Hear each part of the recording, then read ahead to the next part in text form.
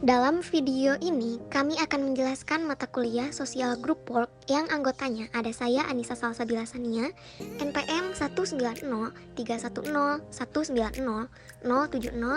Fijahri NPM 19031019030, dan Raihana Sadika dengan NPM 19031019062.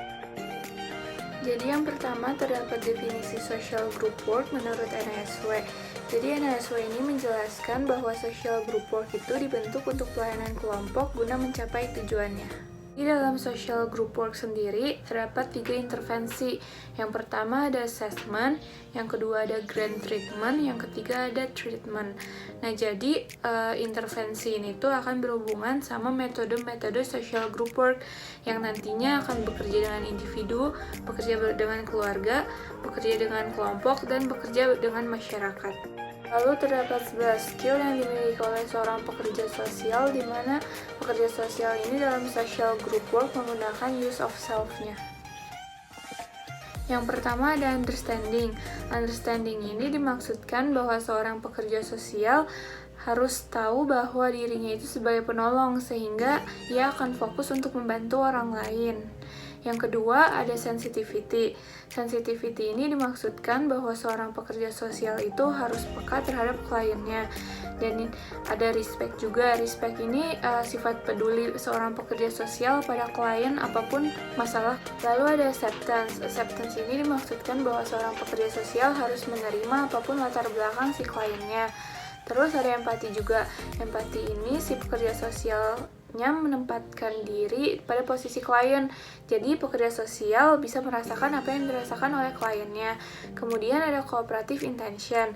Cooperative intention ini dimaksudkan bahwa kelompok tersebut setiap anggotanya merasakan manfaat dari pembentukan kelompoknya. Selanjutnya ada hopefulness. Hopefulness ini memiliki harapan untuk dapat menyelesaikan masalahnya. Terus ada partnership juga. Partnership ini setiap anggota kelompok harus saling menumbuhkan sehingga timbul support untuk saling mendukung, bukan untuk menjatuhkan. Dan kedua terakhir ada komitmen. Komitmen ini seorang pekerja sosial harus dapat bertanggung jawab untuk menyelesaikan masalahnya, tidak bisa kabur secara tiba-tiba, dan confident juga, harus percaya bahwa keberhasilan itu akan datang untuk menyelesaikan masalah. Pada dasarnya, semua manusia itu ingin didengarkan.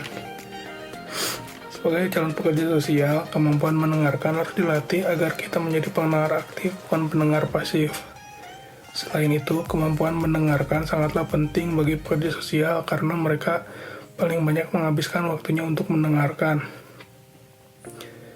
Dalam proses pertolongan, hal yang paling utama adalah emotional investment, karena demonstrasi tingkah laku yang baik lebih penting daripada teknik-teknik lainnya. Dari itu, penampilan pekerja sosial sangat menentukan kesuksesan proses pemberian bantuan. Kesejahteraan sosial di Indonesia rata-rata menerapkan sistem generalis praktis, di mana selama kuliah mahasiswa mempelajari banyak hal dan metode secara general.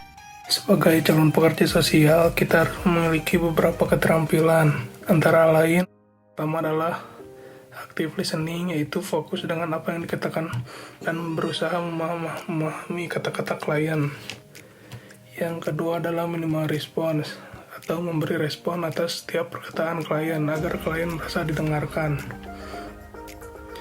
Yang ketiga adalah melakukan parafrase. Jadi kita mengulangi apa yang dikatakan oleh klien dengan kata kita sendiri. Yang keempat adalah melakukan klarifikasi, yaitu memastikan kepada klien dengan apa yang kita dengar agar sesuai dengan maksud klien itu. Yang kelima adalah menunjukkan komunikasi nonverbal, yaitu kita harus memperhatikan postur, intonasi, cara berbicara, dan cepat lambatnya kita berbicara. SGW itu sendiri yaitu metode untuk bekerja dan menghadapi orang-orang di dalam suatu kelompok guna peningkatan kemampuan untuk melaksanakan fungsi sosialnya, serta guna untuk pencapaian tujuan yang secara sosial dianggap baik. klasifikasi kelompok dalam SGW itu sendiri.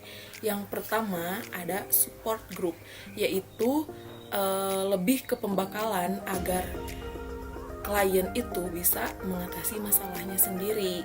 Yang kedua ada educational group, yaitu kita sebagai pekerja sosial harus memberikan edukasi, memberikan pendidikan kepada klien agar klien itu mempunyai pengetahuan. Yang ketiga ada growth group. Growth group itu sendiri yaitu lebih ke meningkatkan potensi klien. Yang keempat ada terapi group. Terapi group itu adalah kita sebagai pekerja sosial membantu ya klien untuk mengatasi masalahnya sendiri, membantu klien yang sedang bermasalah. Kita sebagai pekerja sosial juga membantu pelan-pelan per kelompok, karena kita kan SGW, social group work gitu. 5 ada socialization group, yaitu membantu klien agar bisa bersosialisasi dengan lingkungan yang baru. What's important about group? Jadi yang pertama ada universality. Apa itu universality? Jadi, sebagai pekerja sosial, kita harus bisa berhasil membuat mereka merasa tidak sendirian, tidak sendirian dalam masalahnya. Jadi, kita sebagai pekerja sosial harus bisa membantu klien agar klien itu tidak merasa sendirian. Yang kedua ada acceptance. Acceptance itu membuat klien merasa diterima.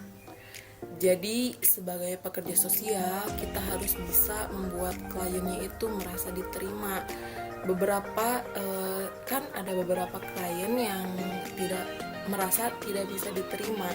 Nah, kita harus bisa usahakan dalam group work ini membuat klien merasa diterima gitu. Yang ketiga ada hope, yaitu klien ini mulai muncul harapan melalui dinamika group work bahwa klien itu bisa berkembang dengan baik melalui group work ini gitu. Yang keempat ada altruism, yaitu klien itu merasa berharga karena dia bisa menginspirasi di dalam group work ini.